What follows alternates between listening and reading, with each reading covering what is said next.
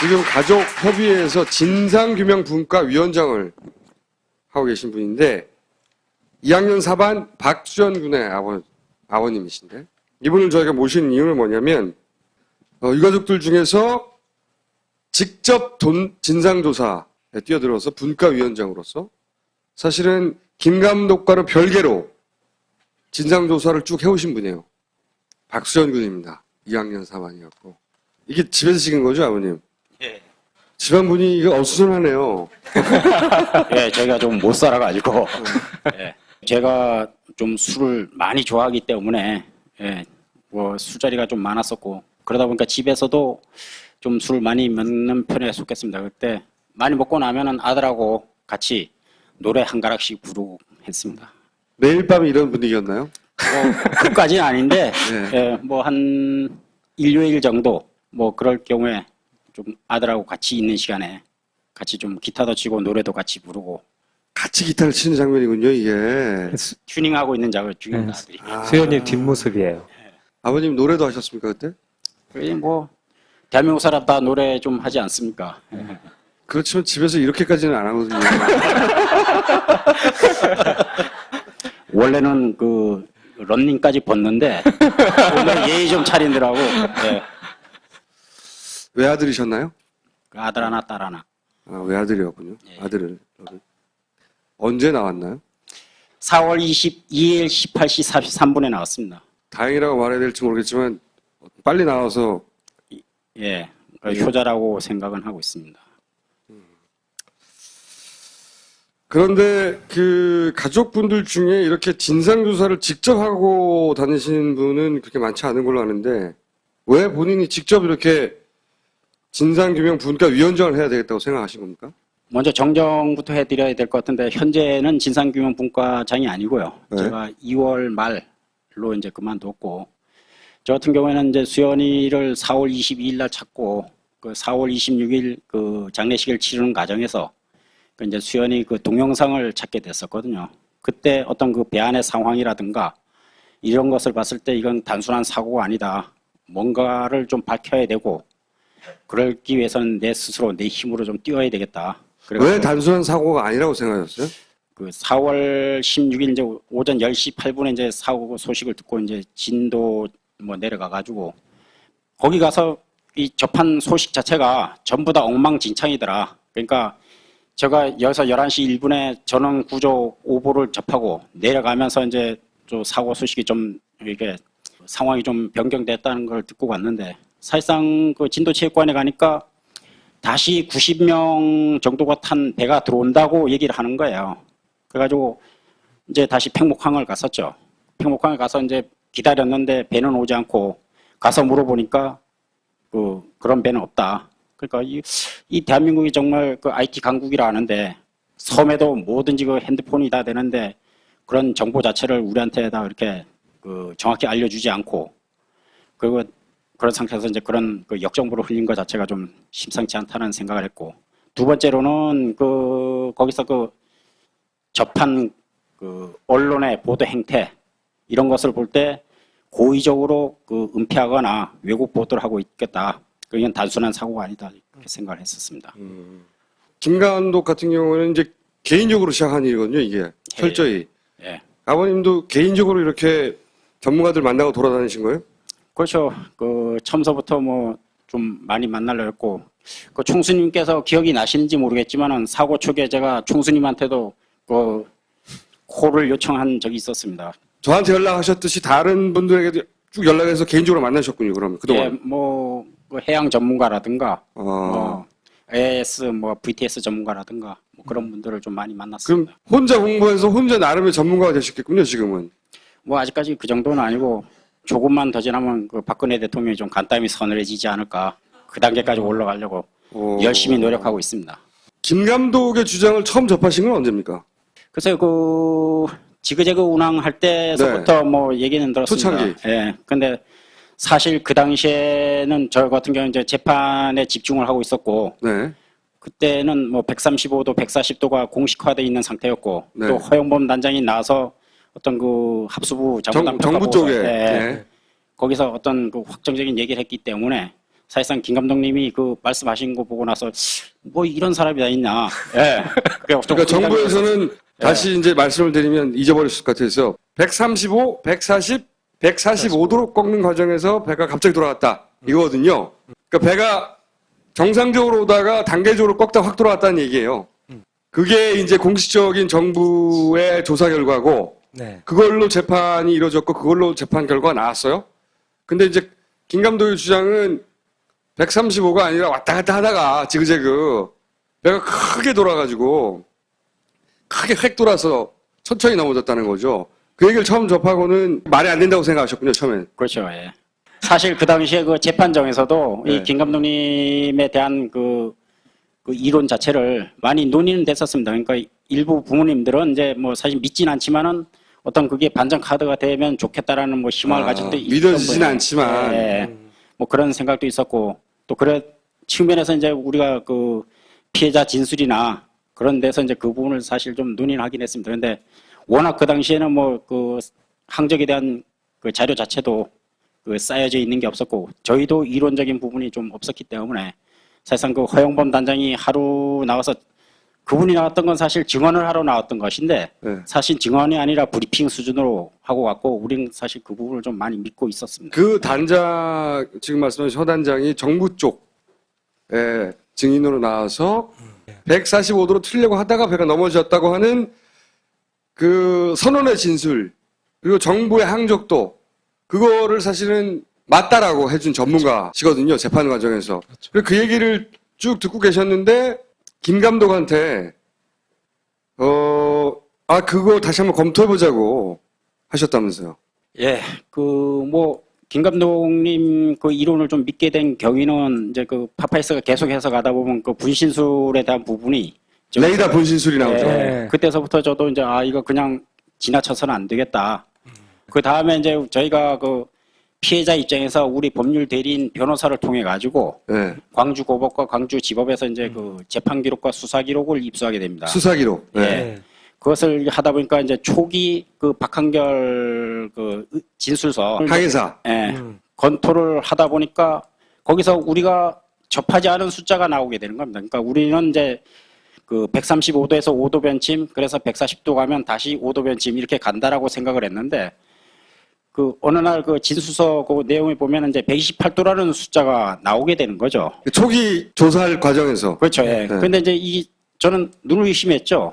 이거 오탄가. 근데 그 뒤에다가 이렇게 써놓습니다. 가로 열고 목록을 보여주며 박한결이한테 보여주며 이렇게 가는데 어쩌냐. 그 128도는 어디서 나온 거냐? 갑자기. 그렇다면은 이 부분에 대해서 좀 많이 그 파신 김 감독님께서 좀 같이 검토를 해주시는 게 어떨까. 그래서 제가 요청을 드렸죠. 일단 이 수사기록 초반에 나왔다는 거죠. 그렇죠. 예. 네. 저는 사실 해경이 이 구조하는 모습을 보고 굉장히 불신하고 있었거든요. 근데 초기 수사가 지금 온 결과를 보고서 굉장히 부실했을 것이다. 수사의 의지가 있었나 이랬는데 아니었어요. 보니까 지그재그 한 바퀴 돈 거에 다 나와 있었어요. 또 그거 갖고서 선원들을 갖다 몰아치면서 수사까지 했어요. 초기에는. 네, 초기에. 그러다 갑자기 반전이 일어난 거예요. 그 수사의 내막을 알게 됐는데 결국은 그 내막을 알게 된 자료들을 저한테 보여주고 같이 검토한 아버님 덕분에 알게 된 거죠. 이번에 그 내용을 요약해 갖고 이제 왔습니다. 정말 이걸 제가 김 감독님한테 말씀을 드려야 되나 말아야 되나를 한 3, 4일 정도 고민했던 것 같아요. 그래가지고 이게 정말 감독님이 못 보셨을까? 이 자료를 접근이 안 되죠. 일반인들은. 네, 그걸 몰랐죠. 유가족이니까 그거를 열람할 수 있었던 거죠. 그래가지고 그걸 이제 해서 이거는 그냥 그 단순히 이렇게 묻고 지나갈 것이 아니라 공식적으로 한번 종합적으로 논의를 해가지고 결론을 내려야 되겠다. 자, 그래서 이제 그 이야기를 오늘 좀 해볼까 하는데 예. 정부 세월호 침몰 수사의 내막이라고 제가 챕터 1 제목을 붙였는데요. 145도로 한번 꺾고 140. 145도로 꺾다가 자빠졌다고 한 건데 135에서 5도, 140. 그러니까 140이 중요해요. 140에서 145도를 꺾는 중에 사고가 났다고 하는데 이게 요약하면 무슨 얘기냐면 배가 이렇게 128도, 136도, 131도, 138도 배가 이렇게 왔다 갔다 했다는 거예요. 한마디로 말하면 이 숫자는 몰라도 돼요. 그래서 그걸 지그재그라고 표현했죠. 배가 계속 흔들렸다니까 왔다 갔다 하면서. 네. 근데 아버님은 사실 128도에 놀라셔갖고 연락을 하셨더라고요. 근데 이제 128도 얘기도 했었죠. 사실은 파파이스에서 이제 영상까지 보여드렸었는데 이걸 오히려 아버님이 이번에 연락을 해주시면서 이걸 통합해서 말하는 게 훨씬 효과적이다. 전체적 지그재그로 확실히 얘기할 수 있다 해갖고 이제 종합을 해서 제가 이제 왔어요. 어쨌든 요약하면 배가 흔들렸다는 거예요. 그러니까 아버님이 발견하고 너무 저한테는 이렇게 표현하셨는데 이거 완전 속았다는 느낌이다 이런 말씀을 하셨는데 그 128도가 저기에 있는 128도예요. 그러니까 135도로 유지한 게 아니라 좌회전했다라는 게 아버님을 굉장히 놀라게 하신 거예요. 좌회전할 필요가 없거든요. 제주도 밑에 있잖아요. 인천에서 오다가 맹골소 집에서 이제 제주도 가려면 아래쪽으로 가야 되거든요. 근데 왜 좌회전을 했을까? 자, 그런데 그게 수사 기록에 나왔다. 예. 그 얘기인데. 하여튼 종합해서 그랬고 이게 이제 10월에 관제 영상을 통해서도 마지막 회전 구간에 좌회전 이후 우회전까지도 확실히 나왔죠. 그때도 역시 아버님이 부산 내려와서 직접 이렇게 떠오시고 그랬던 자료인데 이게 정말 큰 역할을 했죠. 그때 이제 관제 영상이 그 앞에서 발견된 지그재그로 확실히 뒷받침하는 또 증거가 나오게 됐습니다. 그 그러니까 얘기고, 이 그림은 뭐냐면 요 마지막 부분을 확대한 거예요. 네, 요 마지막 부분에 배가 크게 한번 돌아서 자빠졌다. 그렇죠. 그리고 두 번째, 병풍들이 등질 때까지 대회전 증거는 사실 처음에는 이 둘라이스가 제공한 CNN 영상으로 이게 입증이 됐었어요. 그러니까 병풍들을 등지고 있었다, 사고 후. 네, 여기가 네. 병풍도인데 정부가 발표한 AIS 값에 의하면 정반대 방향이어야 되는데 CNN 영상에 보면 이렇게 돼 있지 않냐. 그죠? 그 얘기도 네, 했죠? 한 바퀴 그래서 돌았다. AIS가 틀렸다. 네. 그리고 똑같은 얘기죠. 지금까지 해왔던 무수한 버전의 이야기들은 사실은 지그재그에서 배가 이렇게 크게 돌아서 자빠졌다 하는 얘기를 여러 가지 자료로 계속 주장했던 거예요. 그리고 사실 이제 관제 영상에서 이 CNN 영상을 확실히 이제 기술적으로 전문가들이 이제 완전히 인정할 수밖에 없는 것이 바로 10월에 복원된 이 영상의 이 두 번째 컷이에요. 그러니까 서거차도를 바라보면서 이렇게 홀쭉해진 저 영상에서 이제 전문가들은 저것 때문에 완전히 인정을 하게 됐어요. 그러니까 그런 일들이 있었습니다. 그러니까 한 바퀴 돌았다가 레이더에서 완전히 입증이 됐어요. 그 레이더를 통해서도 네. 정부가 발표한 AIS가 잘못됐다는 게 입증이 됐던 네. 중간에 과정이 그러니까 있었고. 그 두 가지였는데 여기서 의문점은 뭐였냐면 그거죠. 과연 정부는 수사 과정에서 이 지그재그와 이 4분간 대회전 한 바퀴 돌린 거에 대해서 진짜 몰랐을까? 이 의문이 풀리게 됐어요. 아버님 덕분에. 그걸 말씀드리려고 합니다. 4월 16일 날 저녁부터 알았어요. 첫날이에요. 놀랍게도 사고 첫날. 당일날. 좌우로 여기 10도가 나오는데 좌우로 10도가 흔들려서 잠이 깼다라는 표현이 나와요. 그러니까 그 지그재그가 바로 신정원의 진술에서 이미 나오고 있었어요. 좌우로 128에서 계속 흔들렸던 게. 그래서 올라가 보니까 여기서 중요한 질문이 나오는데 세월호가 향한 뱃머리는 이 사고가 나고 어느 방향에 향하고 있었나라고 수사관이 물어요. 이때 신정훈이 뭐라고 하냐면 자기가 GPS 플로타를 보고 육안으로 본 게 아니라 GPS 플로타로 봤는데 남동쪽, 그러니까 CNN 영상을 제가 여기다 이제 붙여드렸는데 CNN 영상과 똑같아요. 한 바퀴 돌아서 남동쪽을 향하고 있었다가 이미 신정원이 조사관들한테 얘기를 하고 있어요. 그 사고 첫날 배가 좌우로 흔들렸고 깨봤더니 배 방향이 그렇더라. 첫날부터 알고 있었다는 거죠. 네, 좀 허무했습니다. 그리고 예, 박기호 조사에 더 구체적인 내용이 나오는데 이거 보시면 이 검찰이 9개 아주 구체적인 데이터까지 제시하면서 데이터 설명은 안 드리고 제가 핵심만 이게 말씀드리겠습니다. 뭐 이렇게 복잡해요. 예, 그러니까 검찰이 이제 주목한 건 저 지점인데요. 빨간 박스를 친 부분 135에서 138로 가다가 다시 134로 왔다가 한 번에 돌리니까 우회전하다가 좌회전하다가 우회전한 이것을 갖다 문제 삼으면서 박기호한테 이 질문을 하거든요. 왜 오른쪽으로 갔다가 왼쪽으로 왔냐? 원점 복귀했냐? 이게 지그재그잖아요. 오른쪽으로 갔다 왼쪽으로 온 거. 왜 원점 복귀했어? 오른쪽 갔다 왼쪽으로 온 다음에 왜 135도 상황에서 오른쪽으로 한 번에 확 튼 거야? 이걸 질문하고 있어요. 그리고 여기서 나온 게 검찰도 이미 선원들이 주장하는 140 침노에서 돌렸다가 아니라 135도에서 돌렸다는 거 이미 알고 있었다니까요. 그러니까 이게 중요한 포인트예요. 140이 아니었어요. 검찰도 알고 있었다는 거지.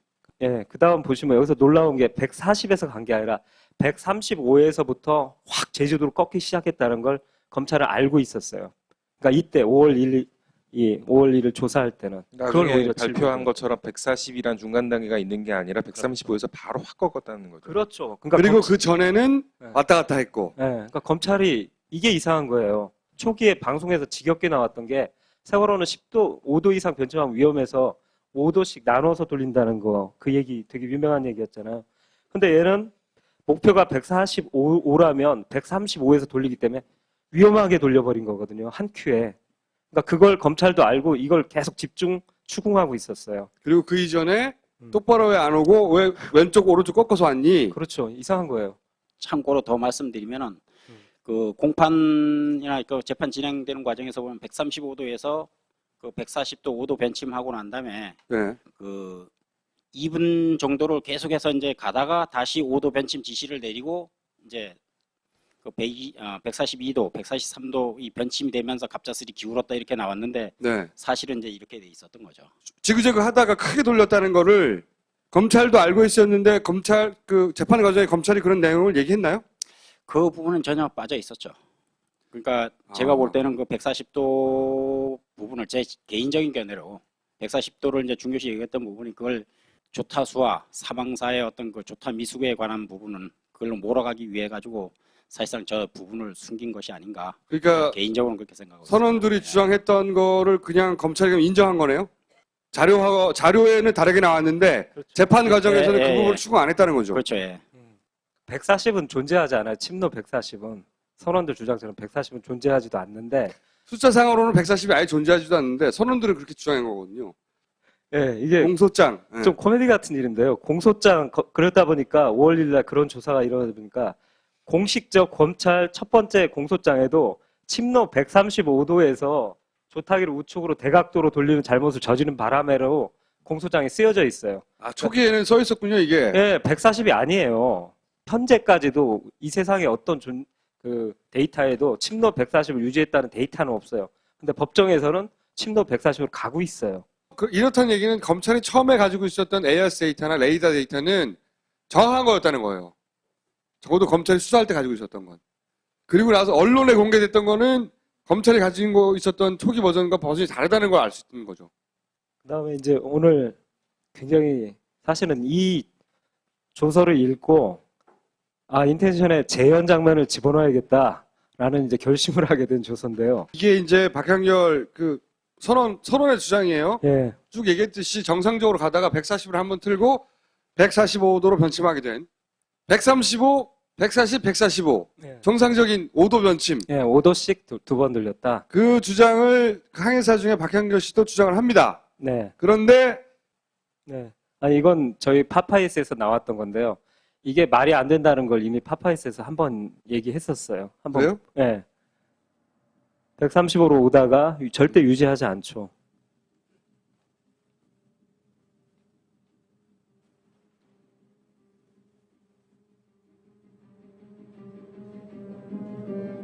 계속 좌회전을 해요.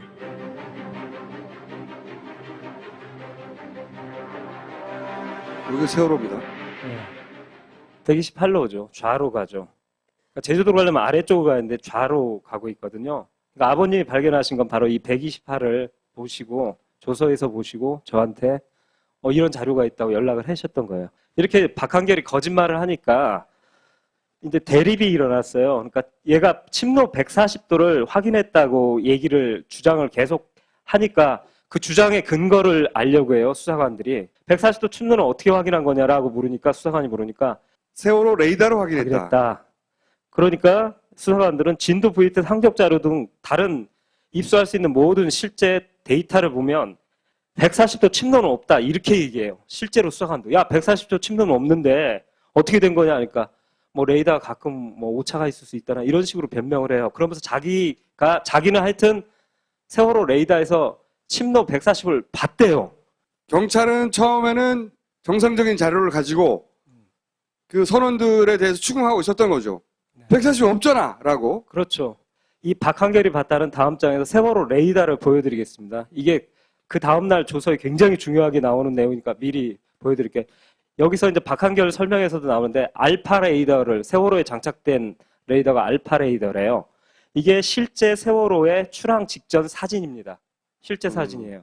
이게 알파 레이더인데 이게 뭐냐면 그러니까 AIS가 수치가 오른쪽 그 패널에 다 나오고 있어요. 창면에. 그래갖고 뭐 AIS 세월호 침노가 0.1도 정밀도로 표기가 되고 인근 선박, 그러니까 중심에 자기 배가 있을 때 세월호가 있을 때 가까이 오는 배가 있으면 몇 해리 앞에서 몇 미터 앞에서 지금 오고 있다. 그리고 이 AI 상대방의 AIS도 보고 내 AIS도 보다 보니까 거기다 거리를 설정해서 가까이 어느 정도 일정 거리가 오면 알람 기능까지 있어요. 베테랑 수사관이 굉장히 높으신 분이 직접 조사를 들어갑니다. 얘가 거짓말을 하고 있으니까 이분이 진도 VTS 관제 영상에서 하나의 증거 자료를 확보했는데 이게 뭐냐면 세월호가 사고 직전에 가까이 다가오는 한수호라는 배가 있었어요. 오케이. 근데 한수호하고의 거리가 굉장히 가까웠어요. 4km. 이대로 가면 몇 분 후에 서로 교차하면서 충돌할 위험성도 있는 그런 상황이었어요. 그래서 이 자료를 딱 가지고서 파일에 가지고서 딱 들어가셔서 이제 질문을 시작하거든요. 알파레이더에서 물어보니까 박한결이 줄줄 얘기하면서 알파레이더에 대해서 뭐 AIS가 보이고 하면서 탐지 거리를 6마일로 설정했다고 얘기해요. 여기 보시면 알겠지만 이 한수호는 2.5마일, 그러니까 4km 가까이 와 있었거든요. 근데 일단 얘의 탐지 거리는 9.7km로 설정했다고 얘기해요. 그러니까 딱 묻는 거예요. 수사관이, 베테랑 수사관이. 웃는지 어떻게 알아? 아, 거기에 조서에 보면 뭐뭐 하고서 꼭 대본처럼 딱 나와요. 경찰 해갖고 질문 나오고 지문까지 나와. 아니, 지문. 그러니까 경찰 웃음이라고 나와요. 웃음이 나와 그게? 예? 경찰 웃음이라고 나오냐고 가로치고 아니요, 아니. 왜 거짓말하고 그래? 죄송합니다. 지금 재현하려는 생각이 너무 그러니까. 강해가지고 아, 네, 머릿속에 맞아요. 지금 시나리오를 배우가 된 거 아니야? 자, 예. 이해했어요. 그러니까 이 증거를 그때 딱 꺼내요. 그러니까 8km라고 대답하니까 가까이 다가오는 배가 8km였다는 말도 안 되는 얘기를 하니까 바로 코앞에 온 이 증거자를 딱 꺼내버려요. 곧 서로 교차의 충돌 사고가 발생하는 상황이었다. 그런데 너는 왜 모르냐 이거죠. 그렇다면 너는 알파 레이더의 알파 기능, 그러니까 AIS 기능을 작동시키지 않고 항해를 한 게 아니냐 이렇게 물어요. 그랬더니 이제 조용히 있다가 알람이 고장났다고. 네, 평소에도 얘는 안 울렸다고. 항상 고장으로 가요. 궁색해지면. 그러니까 그러자 네. 이렇게 말을 했답니다. 당신은 사고 원인을 숨기려고 계속 거짓 진술을 하고 있는데 지금부터 사실을 말해달라. 알았습니다. 한 다음에 오후부터는 진술 거부. 이 수사관은 이렇게 생각했던 것 같아요. 이 얘기의 맥락은 너 AIS 껐지?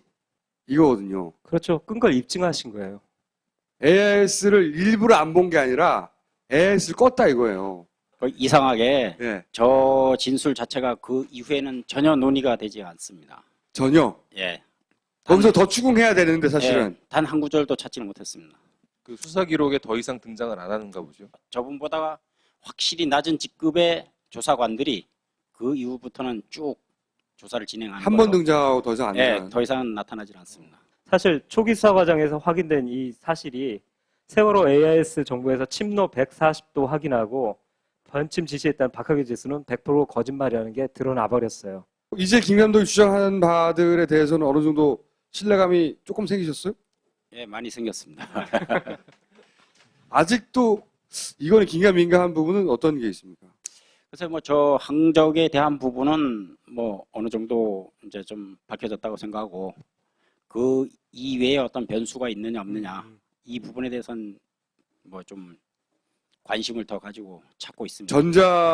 전자등대 예, 뭐, 얘기나 뭐 그 전자해도 찌그러뜨리는 부분 이런 얘기는 예, 그것도 뭐 그 저 파페스 자체를 제가 많이 봤으니까 예, 그건 봤고 어떤 세월호 자체에 어떤 그 변수가 있지 않았나 그런 부분에 대해서 좀 관심을 가지고 좀 관심을 이제 많이 좀 검토를 하고 있습니다. 세월호 자체에 변수가 있지 않았냐 하는 부분은 그러니까 아버님은 이 지그재그와 한 바퀴 돌았다는 완전히 입증됐기 때문에 그 외의 것을 지금 찾고 계세요. 그러니까 그 지그재그를 하고 한 바퀴를 돌리게 된 어떤 원인, 있죠? 이유, Y라고 해야 되나? 이유를 알고 싶어 하세요. 그쪽을 추적하고 계시죠. 이건 9시 28분 때 뭐 안 보인다는 거 그것도 그냥 잠깐 볼까요? 9시 28분에도 증거가 나오죠. 근데 AS를 볼 수 없는 사람이 본선 선수에 있는 빨간 탱커 같은데 이게 이게 선명히 뭡니까? 박형렬이 한 말하고 똑같아요. AS를 본선 일단 상대방 선박을 못 봐요. 그러니까 자기네들이 AIS를 못 보는 상황이라서 그러니까 AIS를 꺼져 있다. 네. 꺼져 있다는 정황에 대해 다시 한번 얘기하는 9시 거고. 28분에 얘기했는데 여기서 이제 다시 한번 상기시켜드리면 이게 AIS가 꺼져 있다라는 우리가 AIS 못 보고 있다라는 순간에도 그 AIS를 정부에서는 발표했어요. 그러니까 없는 AIS인데 정부는 발표한 일이 벌어졌었죠. 그 얘기했고 이제 저는 이제 마지막으로 이 조서를 아버님이 같이 검토하자는 조서를 보다가 흥미로운 사실을 또 하나 발견했어요. 그 관제 영상이 파파이스에서 말했지만 2014년 10월에 작년 10월에 두 버전이 있다는 게 공식화됐잖아요. 이건 공식적으로 저쪽도 인정하고 그래서 나왔었는데 세 번째 버전이 나왔어요. 아까 조서 보여드렸잖아요. 검찰이 9개 데이터를 제시했다고 했는데 바로 그걸 제가 따왔는데 그 9개 데이터를 보다가 깜짝 놀랐는데요. 이게 관제 영상 데이터인데 기존에 10월에 했던 사실 2개밖에 없다고 그랬는데 저장 장치가 2개라서 근데 그 당시 초기에 수사를 할 때 쓴 이 관제 영상 데이터가 10월에 복원된 이 데이터하고 틀려요. 그러니까 다른 관제 영상 데이터를 갖고 수사를 하고 있더라고요. 검경이 수사할 때 초반에 선원들 몰아친 그 자료 있잖아요. 그때 본 자료, 그때서 본 자료가 어디냐 이거지. 그때 본 자료가 감독님 이때까지 공식적인 자료라고 받았던 자료들, 네. 그 자료하고 또 다른 자료들아 이거예요. 한마디로 말하자면 본 적이 없는 자료가 존재하는 거예요. 그분들은 사실 이거 항적을 보고 이런 걸 딱 보고서 초기에 이런 항적을 딱 보고 그냥 쉽게 발견하게 될 진실을 청순님과 나름 막 둘러가면서 막 다른 자료를 통해 막 CNN을 찾아가면서 그러니까 좀 허무하더라고요. 그 아버님과 같은 문제의식을 다른 유가족분들도 문제의식 혹은 이해도를 가지고 계시나요? 이 사안에 대해서? 많이 이해하고 계신 분들이 많고요. 또 이 부분에 대해서 특별히 또 답하고 계신 분들이 있습니다. 그럼 김 감독과는 계속 영화 작업도 같이 하실 생각이십니까? 글쎄요, 저도 이제 빨리 끝내고 일상으로 돌아가야 되니까 저는 본업이 영화가 아니고 평범한 회사였으니까 회사로 돌아가려고 노력하려고 합니다. 그럼 언제까지 계속 하실 겁니까? 그게 참 애매한 질문이거든요. 우리 부모님들께서는 이제 이 작업 자체를 좀 기간적인 개념으로 좀 많이 보시는데 이제 제가 진상규명분과 할 때는 우리 진상규명 과제라는 그 과제를 만들어 가지고 그 목표를 삼고 있거든요. 뭐 지금까지 이제 아직 100몇 개 정도의 과제가 지금 남아 있는데 그 부분이 뭐 이 충족이 된다라면 저희는 진상규명이 되었다고 생각하고 그때까지는 뭐 해야 된다고 생각하고 있습니다. 그러니까 기간이 아니라 그렇죠. 목표의 개념이 해야 될 일의 기준으로 이 일을 다 할 때까지는 계속 할 것이다. 알겠습니다. 저희도 하루빨리 돌아가실 수 있게 적어도 이 부분에 있어서는 결론을 꼭 내도록 하겠습니다.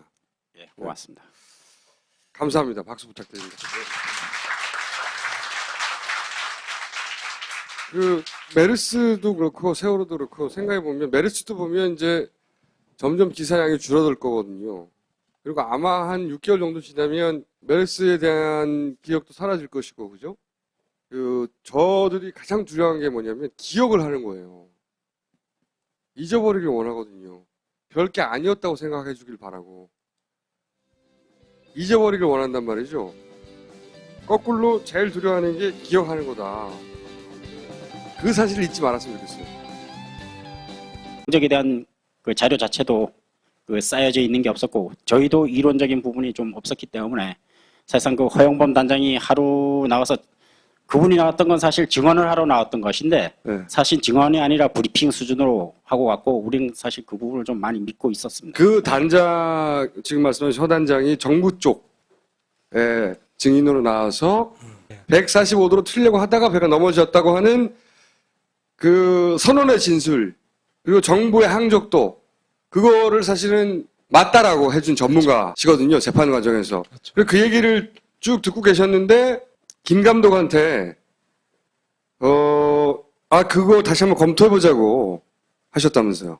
예, 김 감독님 그 이론을 좀 믿게 된 경위는 이제 그 파파이스가 계속해서 가다 보면 그 분신술에 대한 부분이 좀 레이더 분신술이 나오죠. 네. 그때서부터 저도 이제 이거 그냥 지나쳐서는 안 되겠다. 그 다음에 이제 저희가 그 피해자 입장에서 우리 법률 대리인 변호사를 통해 가지고 네. 광주고법과 광주지법에서 이제 그 재판 기록과 수사 기록을 입수하게 됩니다. 수사 기록. 네. 예. 그것을 하다 보니까 이제 초기 그 박한결 그 진술서 항해사. 예, 검토를 하다 보니까 거기서 우리가 접하지 않은 숫자가 나오게 되는 겁니다. 그러니까 우리는 이제 그 135도에서 5도 변침, 그래서 140도 가면 다시 5도 변침 이렇게 간다라고 생각을 했는데 그 어느 날 그 진술서 그 내용에 보면 이제 128도라는 숫자가 나오게 되는 거죠. 초기 조사할 과정에서. 그렇죠. 예. 근데 이제 저는 눈을 의심했죠. 이거 오탄가. 근데 그 뒤에다가 이렇게 써놓습니다. 가로 열고 목록을 보여주며 박한결이한테 보여주며 이렇게 가는데 어쩌냐. 그 128도는 어디서 나온 거냐? 갑자기. 그렇다면은 이 부분에 대해서 좀 많이 그 파신 김 감독님께서 좀 같이 검토를 해주시는 게 어떨까. 그래서 제가 요청을 드렸죠. 일단 이렇게 진상규명 분과위원장을 해야 되겠다고 생각하신 겁니까? 먼저 정정부터 해드려야 될 것 같은데 현재는 진상규명분과장이 아니고요. 네. 제가 2월 말로 이제 그만뒀고 저 같은 경우에는 이제 수연이를 4월 22일 날 찾고 그 4월 26일 그 장례식을 치르는 과정에서 그 이제 수연이 그 동영상을 찾게 됐었거든요. 그때 어떤 그 배안의 상황이라든가 이런 것을 봤을 때 이건 단순한 사고가 아니다.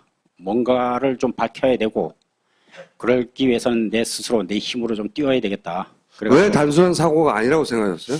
그 4월 16일 이제 오전 10시 8분에 이제 사고 소식을 듣고 이제 진도 뭐 내려가 가지고 거기 가서 이 접한 소식 자체가 전부 다 엉망진창이더라. 그러니까 제가 여기서 11시 1분에 전원 구조 오보를 접하고 내려가면서 이제 또 사고 소식이 좀 이렇게 상황이 좀 변경됐다는 걸 듣고 갔는데 사실상 그 진도체육관에 가니까 다시 90명 정도가 탄 배가 들어온다고 얘기를 하는 거예요. 그래가지고 이제 다시 팽목항을 갔었죠. 팽목항에 가서 이제 기다렸는데 배는 오지 않고 가서 물어보니까 그런 배는 없다. 그러니까 이 대한민국이 정말 그 IT 강국이라 하는데 섬에도 뭐든지 그 핸드폰이 다 되는데 그런 정보 자체를 우리한테 다 이렇게 그 정확히 알려주지 않고 그리고 그런 상태에서 이제 그런 그 역정보를 흘린 것 자체가 좀 심상치 않다는 생각을 했고 두 번째로는 거기서 그 접한 그 언론의 보도 행태 이런 것을 볼 때 고의적으로 그 은폐하거나 왜곡 보도를 하고 있겠다. 그건 단순한 사고가 아니다 이렇게 생각을 했었습니다. 김 감독 같은 경우는 이제 개인적으로 시작한 일이거든요, 이게. 철저히. 예. 아버님도 개인적으로 이렇게 전문가들 만나고 돌아다니신 거예요? 그렇죠. 그 처음서부터 뭐 좀 많이 만나려 했고 그 총수님께서 기억이 나시는지 모르겠지만은 사고 초기에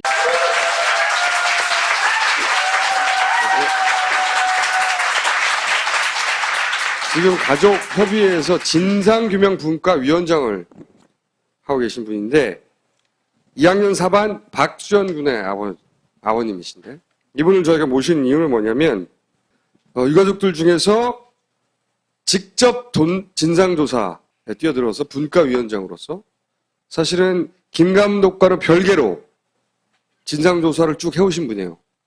박수현 군입니다. 2학년 4반이었고 이게 집에서 찍은 거죠, 아버님? 예. 집안 분위기가 어수선하네요. 예, 저희가 좀 못 살아가지고 예. 제가 좀 술을 많이 좋아하기 때문에 예, 뭐 술자리가 좀 많았었고 그러다 보니까 집에서도 좀 술 많이 먹는 편에 속했습니다. 그때 많이 먹고 나면은 아들하고 같이 노래 한 가락씩 부르고 했습니다. 매일 밤 이런 분위기였나요? 그까지는 아닌데 네. 예, 뭐 한 일요일 정도 뭐 그럴 경우에 좀 아들하고 같이 있는 시간에 같이 좀 기타도 치고 노래도 같이 부르고 같이 기타를 치는 장면이군요, 이게. 튜닝하고 있는 작업 중에 네. 아들이. 수현님 뒷모습이에요. 아버님 노래도 하셨습니까, 그때? 그게 뭐 대한민국 사람 다 노래 좀 하지 않습니까? 그렇지만 집에서 이렇게까지는 안 하거든요. 원래는 그 런닝까지 벗는데 원래 예의 좀 차리느라고 예.